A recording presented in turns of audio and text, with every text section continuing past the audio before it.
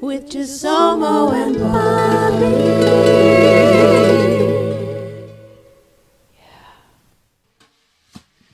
Chisomo. Yes, Bobby. All right, so I am putting together Joey's interview, and while I'm doing it, I'm remembering my experience while the interview was going on, and I had this nagging thought in my head that I wanted to talk to you about because I think it'll be interesting. I think it's important to talk about. So while I was going through the thing and editing, I was like, or sorry, when we were actually interviewing Joey, by the end of it, I asked myself this question. I said, wait, did I compliment Joey too much? Or did I make sure that did I compliment Joey respectfully? Because there are 3 times in the podcast when I give Joey a compliment, and my brain was like, are we doing this respectfully? Are we doing this in a good way? Is this right? Because the average progressive white person wants to be supportive, and they, one of the common ways of supporting another person is giving them a compliment. But as I'm sure I don't have to tell you, white people can also step in it when it comes to a compliment. So I'm thinking. So for instance, something that came. Well, first off, let's just hear your thoughts on that much so far, and then I can kind of dive a little bit deeper into specifically what was going on. Wow. Okay. So first of all, thanks for sharing your experience as you're like metacognitive. You're thinking about the moment while being in the moment situation. Thanks for sharing that. 2, I have been in multiple conversations in my life this week about specifically people from the majority perspective. In this case, we're talking about white people being fearful in interactions. And so I feel like there's that thing to talk about. And then there's also the complimenting thing. So I'm curious about whether or not you think that what you were saying was coming out of like where that's coming out of. Like, are you like, was Right, it, yeah. Yeah. So I compliment Joey 3 times in the episode.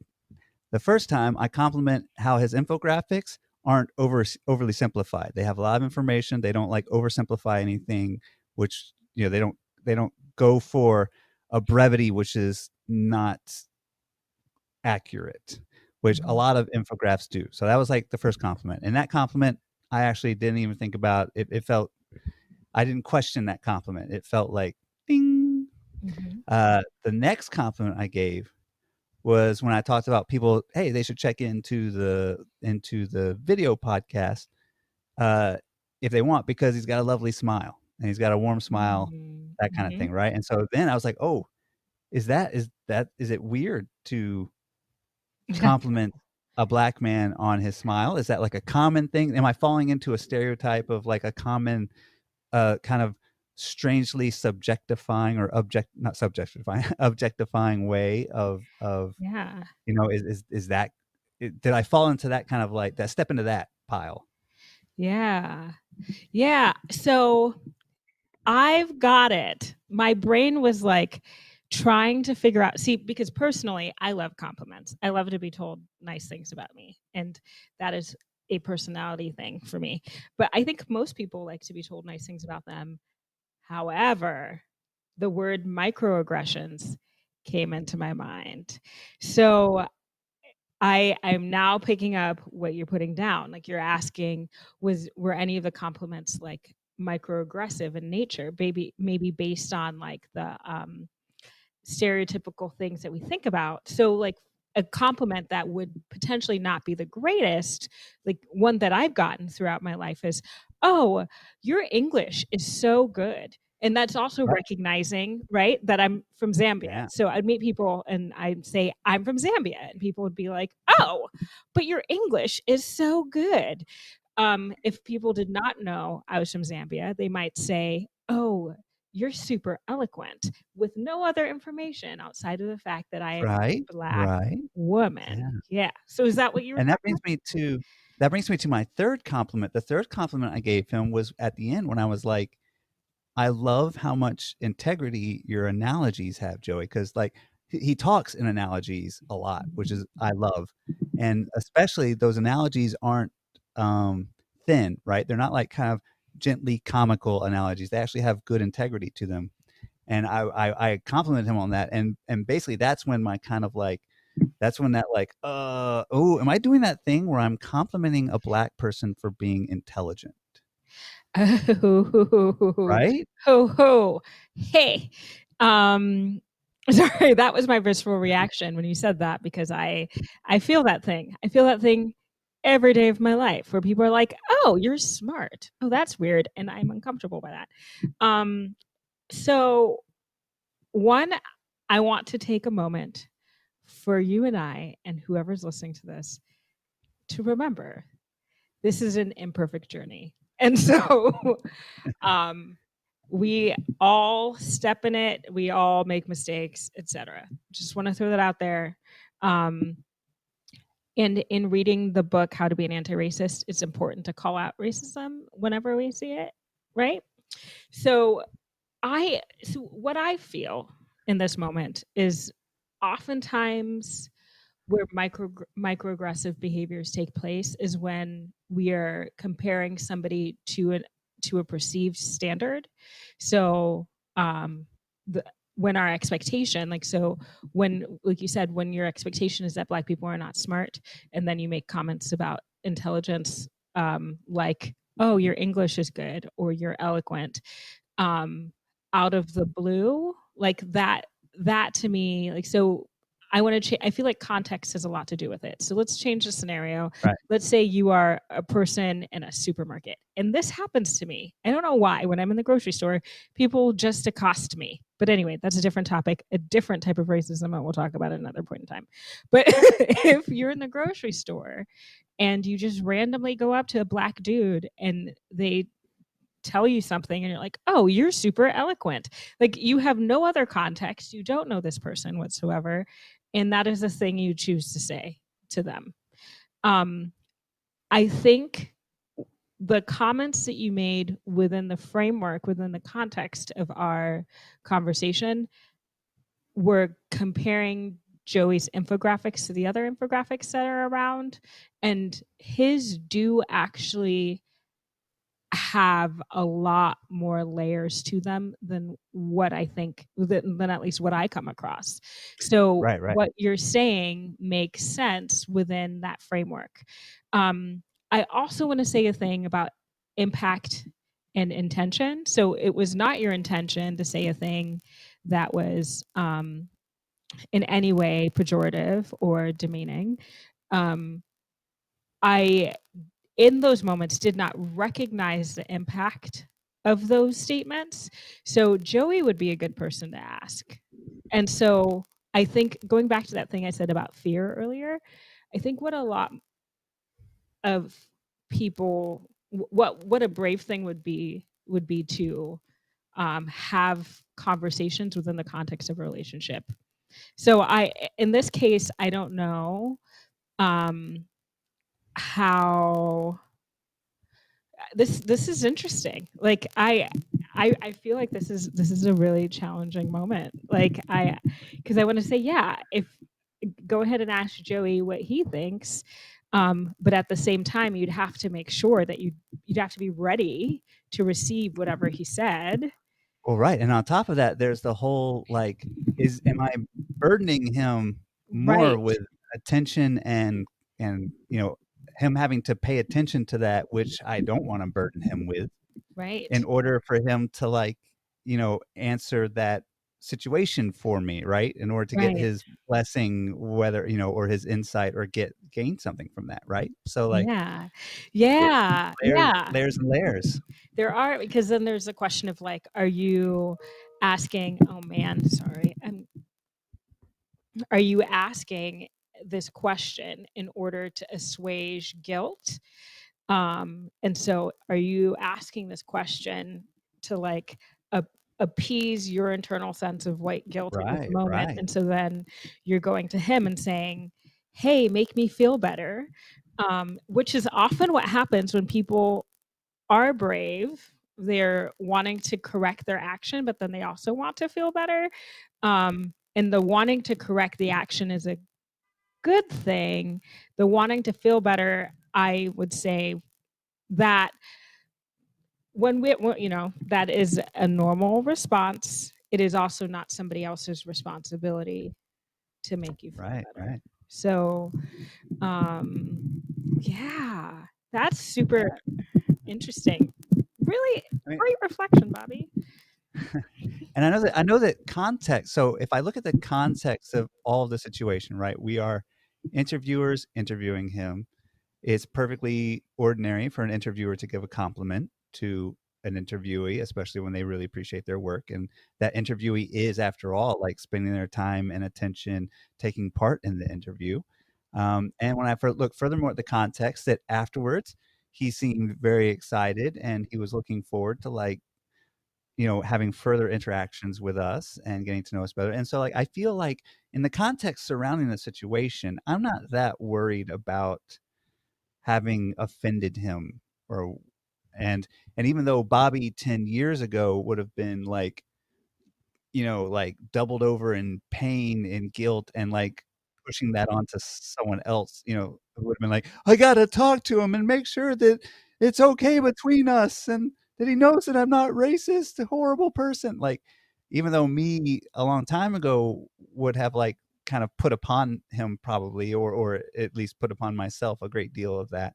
I do feel like I'm at the point now where, especially regarding this specific situation, where I'm more curious because I want to explore that behavior and correct it for the future. And I don't think even if there was some of that in here, which I'm not quite sure yet if there was, but if there was some of that in here, I don't think it was an egregious amount based on the context of everything. Like I've done some soul searching thinking about this before I came to you, and I had absolutely no qualms whatsoever with telling him that his infographics were much better than most people's infographics because he was willing to make sure that that he didn't take any shortcuts in the information that it was supposed to give on.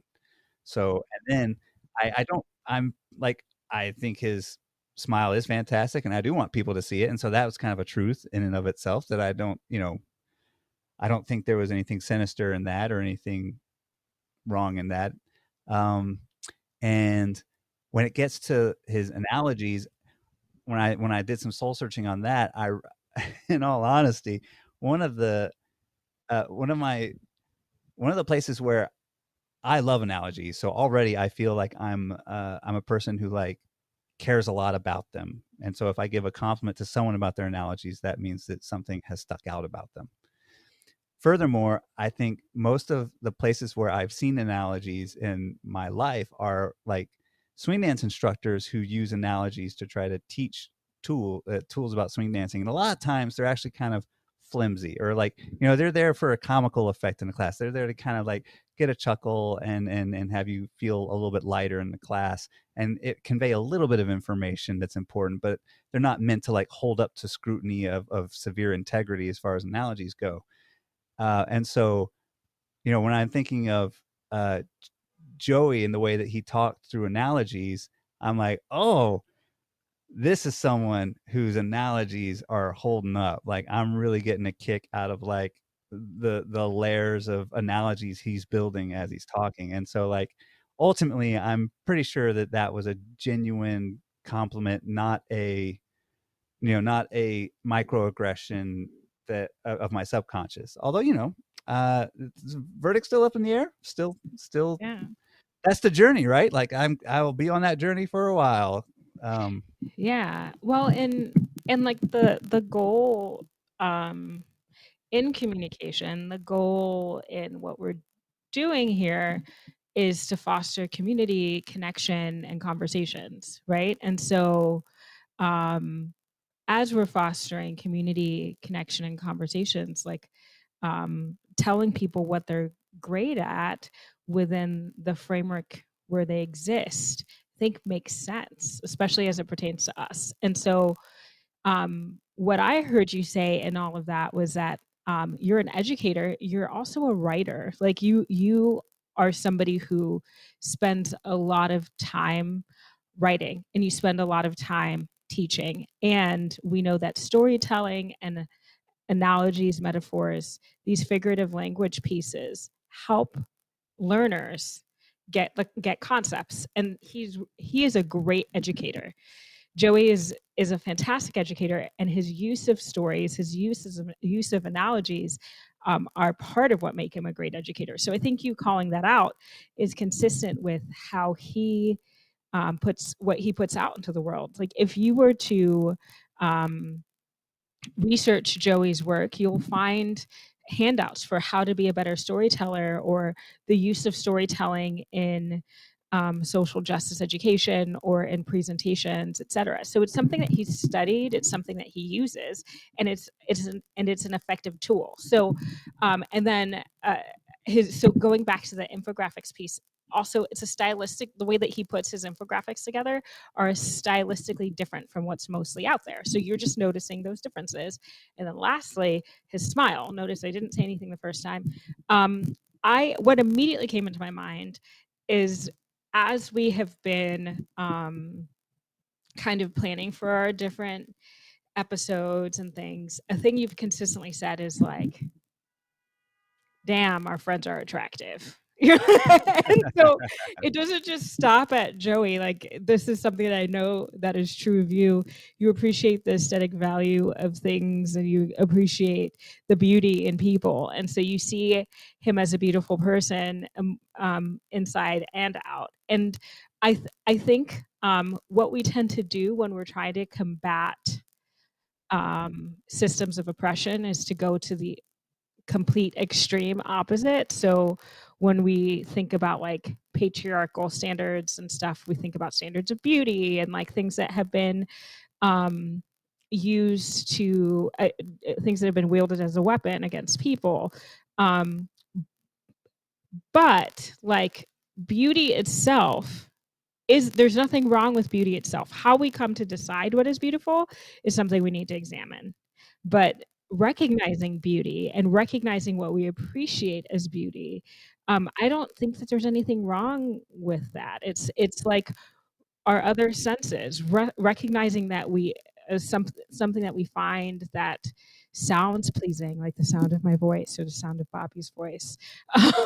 Not in this exact moment because I'm a little bit raspy. It's fine and nasally, but like things that we recognize as like tasting delicious, like all of those things. They're while what we hear while what we decide is pleasing, whether it's we hear it or we taste it or we see it, we experience it, that while that is framed for us through culture, we can still learn to appreciate other things. So that's a whole thing about beauty standards but my summary statement, this is my thesis, is that Joey's smile is beautiful and people should definitely check it out. But they should also not use that against him, right? So like this is the other thing, is like when we are weaponizing these things against people, that's where we get into oppression also, right?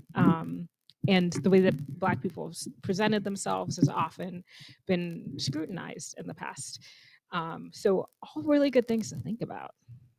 Bobby. Well, and that maybe so an interesting thing. So I know that I, as a white guy, and so I live in a Caribbean neighborhood, and I would, if I could, compliment roughly 47 women's hairstyles a day. Right? Like walking around my neighborhood, I would be like, part of me would be like, "Excuse me, ma'am, I just wanted to say that is amazing," and then walk on, right? But a while back, this is randomly in a podcast. I remember someone talking about like they were a white guy who had a Black female coworker who had these amazing hairstyles happening, and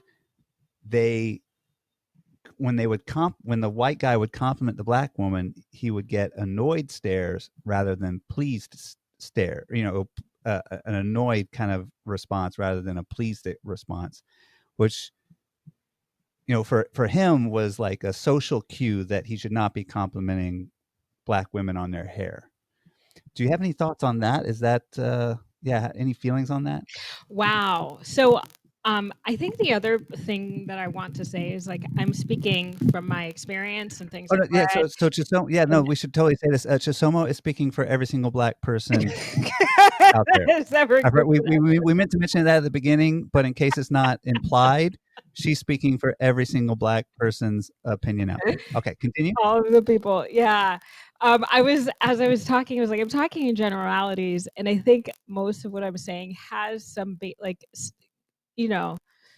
think it could be relatable to a lot of people, but some people might think that I'm absolutely full of crap. But yeah, so I, as a black woman, have a lot of thoughts about that from my own personal experience. So as I said, I love compliments. So I like to be told that I look nice. But once again, that is a me thing. So I'm saying that first. Probably not the best place to start. I'm like, I like compliments. Tell me I'm pretty. But then that that opens the door into why potentially that experience is problematic. I feel like historically black people have been like we were talking about in our check it out episode about Unbothered. We're talking about like exaggeration of black people and black experiences, and that being used historically as a tool of oppression by taking stereotypes. And there are, if you study this, there are a number of different stereotypes that black people fall into and that Hollywood has perpetuated and so on. An example of this is like there's one that everyone's probably seen if you've watched a romantic comedy in the last 10 years is The Black Best Friend. So, and that is essentially, and communication arts and sciences faculty, please don't come after me. This is just after a bit of study, but that's essentially an evolved version of, I think, the mammy trope, the Sambo trope. So the black best friend is often a black character who appears to further the end of the protagonist, but they don't really have much of a storyline. They don't even really have much of a life on their own. They just make everything for the protagonist's life better, and they're often like funny. So if they're a woman, they're often the person who's like, "Hey, girl, you got it." They're the sassy black friend. I'm here for you. Don't let that dude do you like that? Blah blah blah blah blah. All this stuff, right? And also, I'm sorry, I can be a bad black person. You know, I can code switch when I'm in my environment, so I apologize. So anyway, so we have been set up in society as black women to often be spectacles. And so if somebody is complimenting me on my hair, I don't necessarily know if they're saying that they think it's cool. Like I had a guy friend that I asked about my hair when I had it short and twists, and I was like, "What do you think about my hair?" And this is a white guy, and he's like, "You always have cool hair, so I think it's cool." And I was like, "Okay, what does that mean?" Because like for me as a single uh, heterosexual woman, I was kind of hoping that he would think that I was kind of cute. And so what I hear is you're cool, and like what you do, you can do over there. And so sometimes I don't know if you're drawing attention to me because I am either a spectacle or interesting, but not beautiful. And so that's an experience I've had. Um, I think that other times that could be taken as being othered, and it's like your hair is different, and so I'm going to make a comment about it, and in making a comment about it, I'm further moving you away from normal and differentiating between you and myself and all of my lived experiences, and calling out the fact that you are not normal and you are odd. So that's another experience that I've had, and I think that other people might relate to, and maybe that one is more relatable. That makes sense. Yeah. But yeah, but like I said, for me, it's really about like, I am not, I'm like, why are you paying attention to me? And I don't think you're paying attention to me for reasons that are going to further connection and closeness, something that's going to be beneficial for me. I think you're paying attention to me. You could also be paying attention to me just to check off the cool white person box. Like, I'm woke, so I recognize that you changed your hair.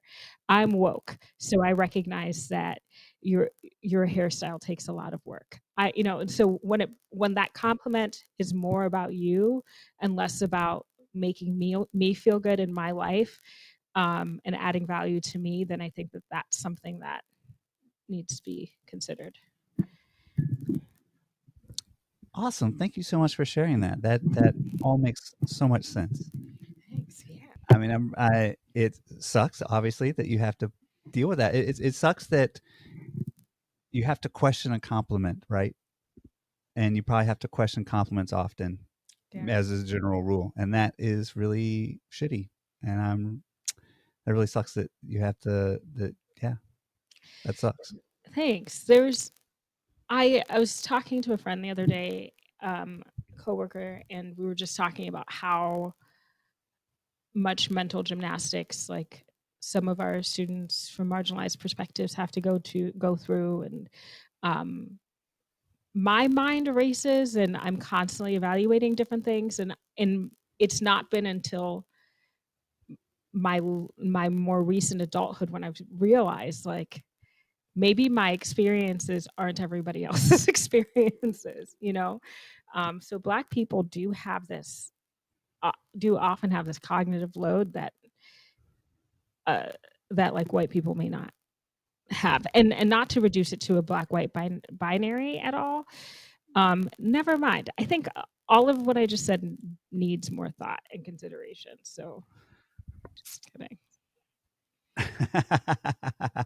Of course, hey, that's what we're here. We're not here to give the definitive word on the conversation. We're here to just have a conversation. Just have a conversation. Yeah. So, okay. So let's see. So, fellow white people, I know that we want to show support to Black people, and I know that one of the ways we want to show support to Black people and the amazing things that they do is to compliment them on those things. We just want to be very careful of how we compliment them and what things might, some of the things that they are understandably suspicious about when we give compliments. We might be talking, because we're talking from our own perspectives of me identifying as Black, Bobby identifying as white. We're talking in this Black white binary. But I think this is a really important thing for all people to think about as they're talking to other people, especially as we think about stereotypes. And so a great book that we might actually talk about at some point is called Whistling Vivaldi.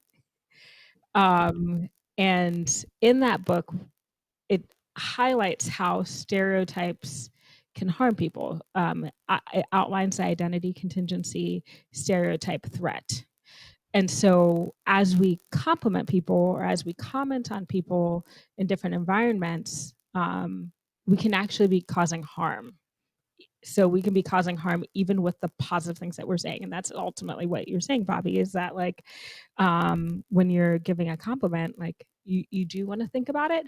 Obviously, we're not wanting to paralyze everybody and, like, make people stop giving compliments. But what we want to do is have people critically examine their autopilot. So what are things that you automatically do? And so So yeah, I think it's important for us to question these things, not be afraid. We need to be brave. Let's be brave, make mistakes, ask questions. And so we're asking you to ask questions, but also be brave.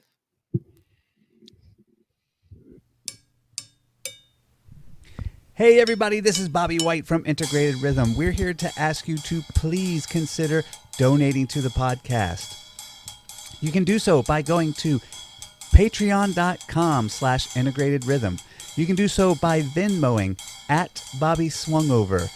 And make sure to put a little IR in the note so we make sure it goes to the right people. You can also do so by PayPaling at Bobby White 3. And once again, putting a little IR in the window there.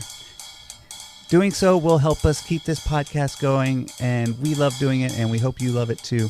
If you can't afford to donate at this time because times are rough, we totally understand. We don't want you to put yourselves out. We want you to keep enjoying the podcast for free. However, if you have a little bit of pocket change in your pocket, we would greatly, greatly, greatly appreciate it. Thanks and have a great day. We, Chisomo and Bobby, would love to ask you to please shop for businesses that are owned by people of color, indigenous people, Black Americans. You get the basic idea. In fact, I hear there's an awesome bookstore in Chicago. Is that right, Chisomo? In fact, there is, Bobby. It's called Bookstore. The website is CHI.com for Chicago. It is a Black woman-owned bookstore and gallery space. Their mission demonstrates a commitment to nurturing the connection between literature, art, and the pursuit of knowledge, while also using the power of words to better their community. How amazing is that, Bobby? That's pretty amazing. We know what it's like to be like, man, I really need that 2-day Prime shipping coming at me fast. But you know what? How about you order from this bookstore, get that book maybe a day or two later, but still have a warm feeling deep inside of you for helping support the Black American business community. We're back. All right, so it's time to play Yay or Nay. Once again, Chisomo is speaking for all Black people everywhere, not even in America, also in Africa. So her response is take them to heart. That is the only response you will be expected to get. All right, so let's say Chisomo, if yay or nay, is this a good compliment? So wow, you put that really eloquently today in the meeting that we had. Oh, well, I would say yay if you know me. If you don't know me, then don't say it. Chisomo, I love your hair. May I touch it? Oh, I would say yay if we're close friends. If we're not, keep your hands to yourself. Chisomo, you have such beautiful skin. Oh, that most of the time that will go well because I'm working on that. Working on it. Although one of my best friends did tell me I had flawless skin the other day while I was wearing makeup and I yelled at her for 5 minutes. So that may not necessarily go It's a trap. the way you plan. Chisomo, that dress, booyah, yes. You know it is. Yes, thank you. And almost anybody can tell me that. As long as you're not being weird, right? Like that's the other thing. But anyone can tell me that my dress is pretty because it most often is. And I'm intentional about how I put my clothes together. Chisomo, you want to come back to my place? You're looking good. Oh, if you are dating me, other than that, well, no, hold on a second.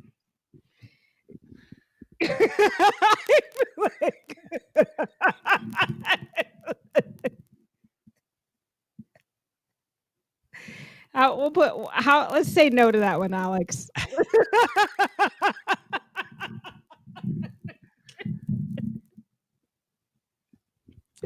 Oh, Alex Trebek. Chisomo, I really very greatly appreciated the article that you wrote. Oh, always. Anyone, anytime. Read the articles that I write, by the way. Read them. They're good. They are good. I ran out of compliments to think of. I could just keep going on different parts of your awesome personality, but I noticed a common theme, which is if you know them really well, compliments are different than if you are a stranger or an acquaintance. Yes. Yes. I think that's a huge thing to take away from this. relationships and context are really important because what's hard is that we live life in the intersection of oppositional ideas. That's just the way we exist. Like when you even think about like the musculature of the human body, like we live in balance between tension and relaxation. And so when you when you are talking about relational conflict, it's the same idea. You're living at the intersection of things that are appropriate and inappropriate. And the appropriate space grows bigger when the relation space grows bigger.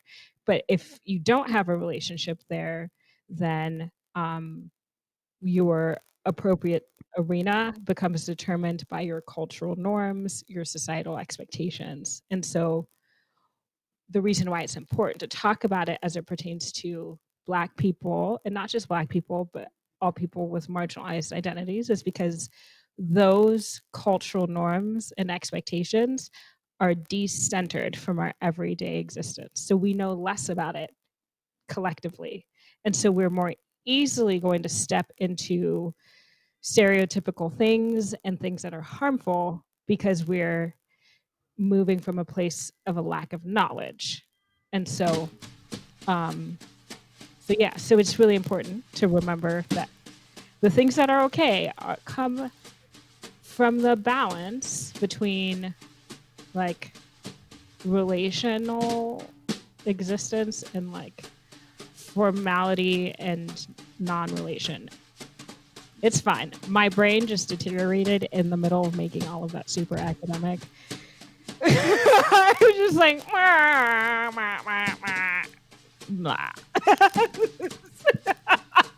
I felt it happening, and I was like, I think that was our perfect ending right there.